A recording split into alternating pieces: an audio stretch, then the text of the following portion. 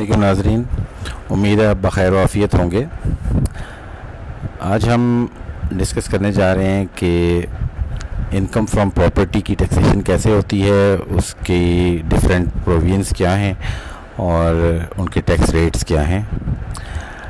Income from property का मतलब है कि आपने अगर कोई प्रॉपर्टी रेंट पे दी हुई है तो रेंटल इनकम के ऊपर टैक्सेशन कैसे होगी और उस पर क्या क्या लॉस अप्लाई होंगे इनकम टैक्स ऑर्डिनेंस 2001 के। तो चलिए स्टार्ट करते हैं, मेरे साथ स्टे कीजिएगा।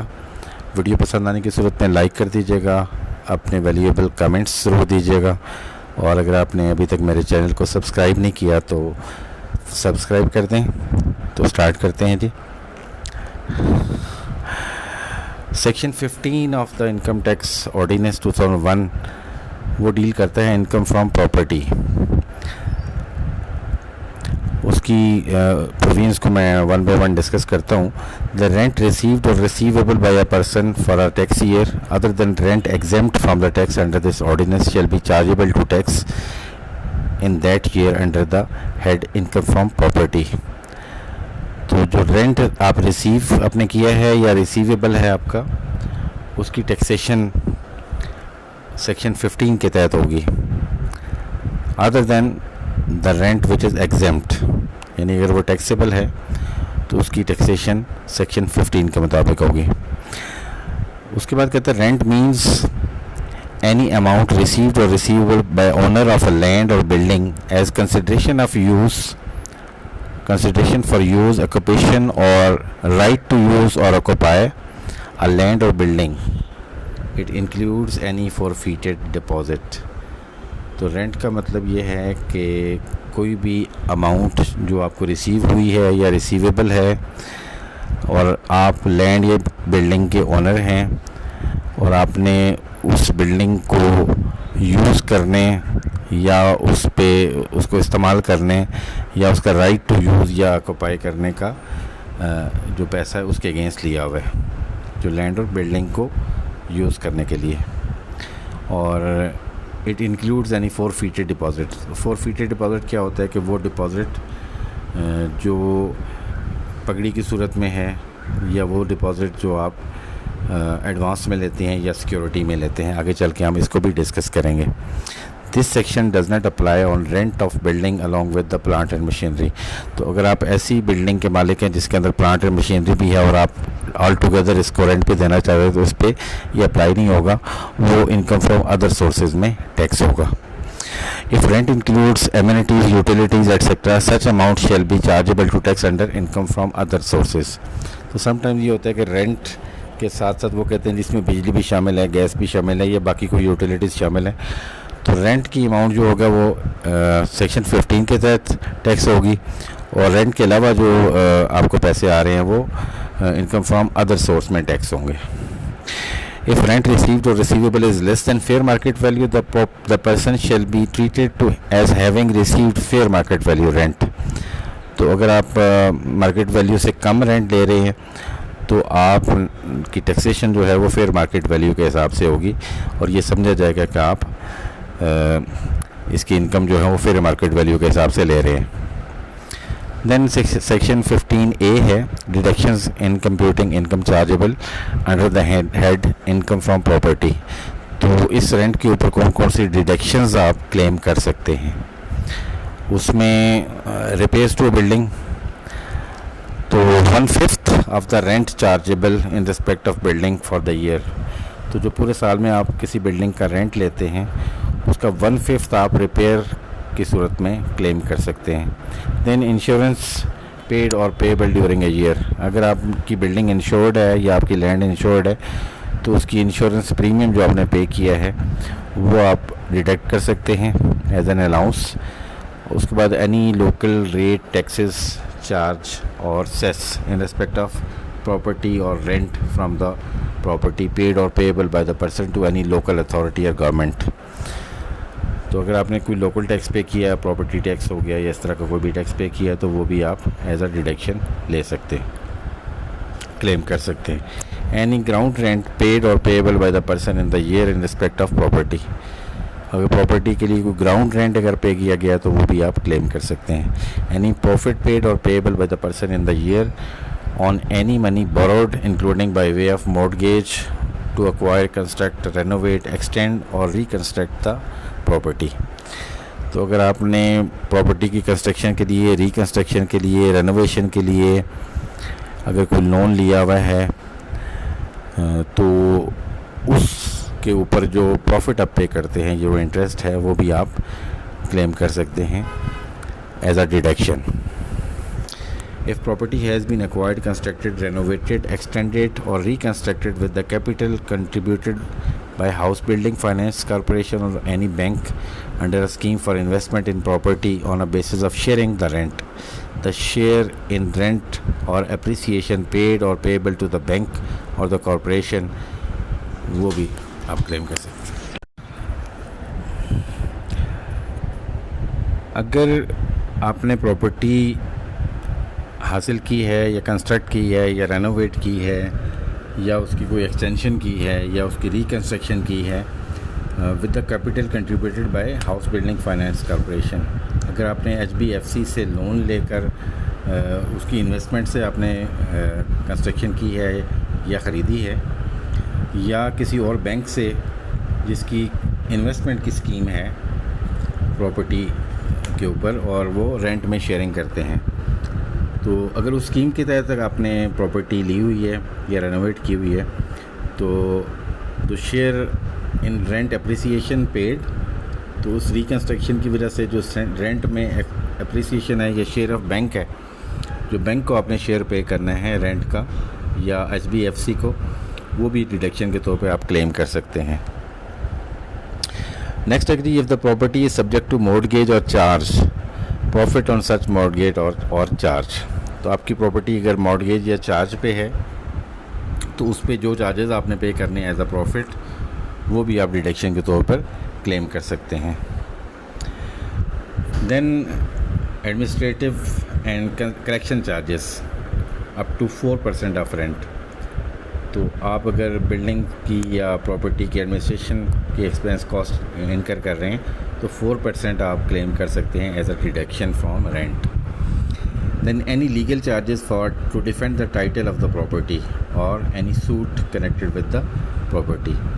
तो अगर आपकी प्रॉपर्टी पे कोई मुकदमा है, कोई सूट है या किसी ने क्लेम किया हुआ है आपकी प्रॉपर्टी के अगेंस्ट, तो आप अगर कोई लीगल फ़ीस पे करते हैं तो वो भी आप एज अ डिडक्शन चार्ज कर सकते हैं to safeguard the title of the property. Then unpaid rent, अगर किसी पीरियड का रेंट आपको पे नहीं हुआ, ठीक है, लेकिन उसकी कुछ कंडीशंस है। नंबर 1 ये है कि the premises has been vacated or steps have been taken to vacate it. अगर आपको रेंट पे नहीं हुआ और आपने प्रेमिसेस वेकेट करवा ली है या आपने स्टेप्स ले लिए हैं कि उसको वेकेट करवाने के लिए, मतलब आपने उसको लीगल नोटिस दे दिया है वगैरह। The defaulting tenant is not in possession of his any other property. Second इसकी है कि जिस टेनेंट के साथ आपका कोई झगड़ा चल रहा है या उसको आपने वेकेट करवाया है या करवा रहे हैं, वो आपकी किसी और प्रॉपर्टी में रेंट पे नहीं होना चाहिए। सेकंड है legal proceeding has been initiated or it is believed that legal proceeding would be useless. तो सेकंड ये है कि आपने उसके ख़िलाफ़ कोई लीगल प्रोसीडिंग्स स्टार्ट की हैं फॉर कलेक्शन ऑफ रेंट, और अगर आप ये समझते हैं कि लीगल प्रोसीडिंग्स बेकार होगी, उसका कोई फ़ायदा नहीं है, तो तब भी आप क्लेम कर सकते हैं। थर्ड ये unpaid rent has been included in the income chargeable to tax under income from property for the tax year in which the tax was due and tax has been paid on such income. तो जिस period की ये unpaid rent है वो उस period में income के तौर पर क्लेम हुआ और उस पर टैक्स पे किया गया, तो तब आप ये क्लेम कर सकते हैं सब्सिक्वेंट पीरियड में, जब आप ये समझते हैं कि रेंट जो है वो अनकलेक्टेबल हो गया है। If unpaid rent is partly or fully recovered it will be charged to tax in the year in which it was recovered. अगर बाद में ये जो अनपेड रेंट था ये आपको रिकवर हो जाता है पार्ट में या फुल, तो उस साल जिस साल आपको ये रिकवर हुआ है आप अपनी रेंटल इनकम में इसको डिक्लेयर करेंगे और उस पर टैक्स पे करेंगे. If a deduction of expenditure was allowed and the person has not paid the liability in part or full, अगर आपने इनमें से कोई डिडक्शन जो मैंने ऊपर डिस्कस किए हैं आपने क्लेम की और उसको अलाउ किया गया और वो लाइबिलिटी आपने पे नहीं की. फॉर एग्ज़ाम्पल आपने लीगल चार्जेस का कहा, आपने लीगल चार्जेस पे ही नहीं किए, ठीक है. तो 3 साल के अंदर अगर आपने वो पे नहीं किया तो वो 3 साल के बाद जो है यानी कि 3 साल के गुजरने के फ़ौरन बाद जो पहला साल होगा उसमें आपने उसको अपनी इनकम में शो करना है, इनकम फ्रॉम प्रॉपर्टी में. यानी कि वो जो अलाउंस था वो डिसअलाउ हो गया है. If such liabilities were paid subsequently, अगर ये लाइबिलिटी 3 साल के बाद किसी वक्त आपने पे कर दी, the person shall be allowed a deduction in the year of payment. तो अगेन आपको फिर ये डिडक्शन अलाउ हो जाएगी जिस साल भी आपने पेमेंट की है. देन 16 सेक्शन 16 है non adjustable amounts received in relation to buildings. Where the owner of building receives from tenant an amount which is not adjustable against the rent payable by the tenant, the amount shall be treated as rent chargeable to tax under the head income from property in the tax year in which it was received and the following 9 tax years in equal proportions. तो अगर building या land के owner ने अगर कोई ऐसी amount receive की है जो कि रेंट में एडजस्ट नहीं हो सकती तो उसको भी रेंट ही समझा जाएगा, लेकिन वो उसको 10 सालों में एडजस्ट किया जाएगा, ठीक है. हर साल वो इक्वल 1/10 अमाउंट जो है वो रेंटल इनकम में शो करेगा और इस तरह 10 सालों में उसको टैक्स किया जाएगा. तो इसकी एग्जांपल है जी, जैसे बाज़ दफ़ा लोग पगड़ी ले लेते हैं, ठीक है, लॉन्ग टर्म्स कोई ऐसी डील हो जाती है कि जी ये रेंट होगा और इसके ओवर एंड अबाव आप हमें इतना पे करें, या ऐसा एडवांस जो कि रिफंडेबल नहीं है. If such amount is refunded to the owner on termination of tenancy before expiry of 10 years, no such amount shall be allocated to the tax in the tax year in which it is refunded or any subsequent year except as provided below. तो आपने इसके ऊपर जैसे मैंने ऊपर कहा कि 10 सालों में टैक्सेशन पे करनी शुरू कर दी और टर्मिनेशन ऑफ जो टेनेंसी कॉन्ट्रैक्ट है उस पे आपने उसको वापस कर दी वो अमाउंट, तो उस सूरत में आप किसी किस्म का कोई अलाउंस नहीं क्लेम करेंगे सिवाय ये क्लेम जो मैं नीचे आपसे डिस्कस करने जा रहा हूँ. वो क्या है?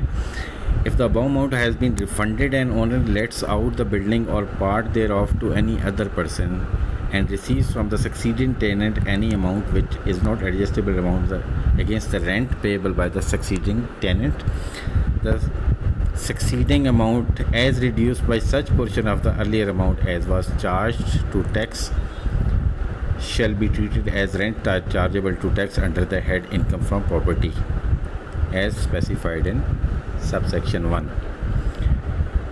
तो अब जो सूरत हाल है वो ये है कि आपने पिछले टेनेंट से ऐसी अमाउंट ली थी जो कि एडजस्टेबल नहीं थी और on termination of the tenancy आपने उसको वो अमाउंट वापस कर दी, जबकि उसको 10 साल पे आपने टैक्सेशन भी चार्ज करनी शुरू की हुई है और मीनवाइल आप वो बिल्डिंग किसी और टेनेंट को जो है वो देते हैं रेंट पे. तो उससे भी अगर इस तरह की कोई अमाउंट रिसीव होती है तो वो अमाउंट आप पिछली जो अमाउंट जिसके अगेंस्ट आप टैक्स पे कर चुके हैं उससे माइनस करेंगे और उसको अपने रेंट में ट्रीट करके इस तरह ही टैक्सेशन करेंगे जैसे ऊपर हमने डिस्कस किया है. यानी कि वो अमाउंट पिछली अमाउंट एडजस्ट हो जाएगी और नई अमाउंट जो है वो इंक्लूड हो जाएगी. देन एक रेलिवेंट सेक्शन है 155 जिसमें विद होल्डिंग होती है रेंट की, रेंट ऑफ इमूवेबल प्रॉपर्टी. उसमें कहा गया कि every prescribed person making a payment in full or part including payment by way of advance to any person on account of rent of immovable property including rent of furniture and fixtures and amount for services relating to such property shall deduct tax from the gross amount of rent paid at the rates specified in Division 5 of Part 3 of the first schedule. जो शख्स जो prescribe person है जो payment कर रहा है rent की सूरत में, जो इमूवेबल प्रॉपर्टी का रेंट है यानी कि लैंड या बिल्डिंग का, उसमें उन्होंने साथ शामिल किया है including furniture and fixture and services. तो उसमें फर्नीचर एंड फिक्सचर भी शामिल हैं और सर्विसेज भी हैं। तो वो डिवीजन 5 के पार्ट 3 फर्स्ट शेड्यूल के डिवीजन 5 पार्ट 3 के मुताबिक टैक्स विद हेल्ड करके उसको पेमेंट करेगा। ठीक है। तो ग्रास अमाउंट ऑफ रेंट में क्या शामिल है जी? Includes amount refer to in sub section 1 और 3 ऑफ सेक्शन 16। तो सेक्शन 16 में हमने जो डिस्कस किया था अभी, उसमें सब सेक्शन 1 और सब सेक्शन 3। तो 1 में क्या था कि वो अमाउंट जो एडजस्टेबल नहीं है और उसको इनकम फ्रॉम प्रॉपर्टी में लिया जाएगा। ठीक है। तो टैक्स ईयर 10 सालों में उसको एडजस्ट किया जाएगा। और थर्ड में हमने कहा था कि अगर वो रिफ़ंड हो जाती है और वो नए बंदे को अगर रेंट आउट करता है, उससे अमाउंट लेता है, तो उसको एडजस्ट किया जाएगा। तो इन 2 सब सेक्शन की वो बात कर रहे हैं। तो ये ग्रास अमाउंट ऑफ रेंट की डेफिनेशन होगी। Explanation for the removal of doubt, it is clarified that सब section 1 shall apply when payment is made on account of rent of immovable property irrespective of head of income. ठीक है। तो irrespective of head of income, वो ये कह रहा है कि जी ये सेक्शन अप्लाई होगी जब एक कोई भी शख्स जो है वो रेंट की पेमेंट करता है, इमूवेबल प्रॉपर्टी के रेंट की पेमेंट करता है irrespective of the head of income. ठीक है। सेकंड, उसमें फर्दर कहता है जी in this section prescribe person, मैंने ऊपर कहा था प्रेस्क्राइब पर्सन कौन है? जो कि रेंट के ऊपर टैक्स विदहेल्ड करेंगे। तो वो कह रहे हैं जी federal government, provincial government, local government, ये गवर्नमेंट के इदारे हो गए। Then companies, non profit organisation or charitable institution, diplomatic mission of a foreign state, private educational institution, a boutique, a beauty parlour, a hospital, clinic or a maternity home, individuals or association of person paying gross rent of ₹1.5 million and above in. तो individual और association of person को तब वो withholding agent होंगे जब वो rent पे कर रहे होंगे 1.5 million एंड अबव, यानी कि 15 लाख या इससे ज़्यादा साल का। और any other person notified by board for the purpose of this section, या इसके अलावा भी अगर फेडरल बोर्ड ऑफ रेवेन्यू किसी को प्रेस्क्राइब करता है तो वो भी। तो ये लोग हैं जो कि रेंट पे टैक्स विदहेल्ड करेंगे। अब टैक्सेशन तो का मैकेनिज़्म तो हमने पढ़ लिया कि टैक्सेशन में कौन कौन सी अमाउंट रेंट इनकम में शामिल हैं, क्या डिडक्शंस अलाउड हैं, कौन रेंट पे टैक्स विदहेल्ड करेगा। लेकिन रेट्स क्या हैं वो हम अब आपको डिस्कस करने जा रहे हैं। लास्ट में हमने ये कहा था कि division 5 of part 3 of first schedule, तो division 5 of part 3 of first schedule क्या है, उसमें रेट्स दिए हुए हैं। तो रेट्स की 2 कैटेगरीज़ हैं, एक हैं कंपनीज़ और एक है अदर देन कंपनीज़। तो कंपनीज़ की सूरत में तो मैं नीचे जाके डिस्कस करूँगा। पहले हम बात करते हैं individuals and association of persons. तो उसमें 3 लाख तक अगर रेंट है तो उस पर नील टैक्स है, कोई टैक्सेशन नहीं है।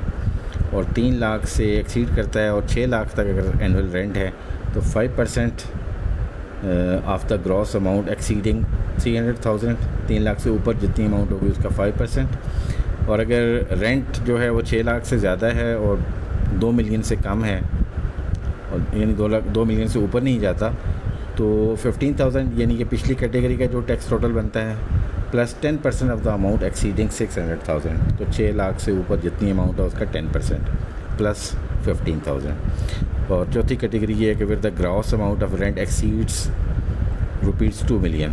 अगर ये 2 मिलियन से ऊपर बढ़ जाता है आपका रेंट साल का, तो उस सूरत में 155,000 यानी पिछले सारे स्लैब्स का total plus 25% of the gross amount exceeding 2 million. तो 2 मिलियन से ऊपर जितनी अमाउंट होगी उसका 25%। तो ये टैक्सेशन है individuals and association of persons के लिए। उसके बाद अगर मैंने जैसे बात की थी कंपनी की, तो the rate of tax to be deducted under section 155 in case of company shall be 15% of the gross amount of rent.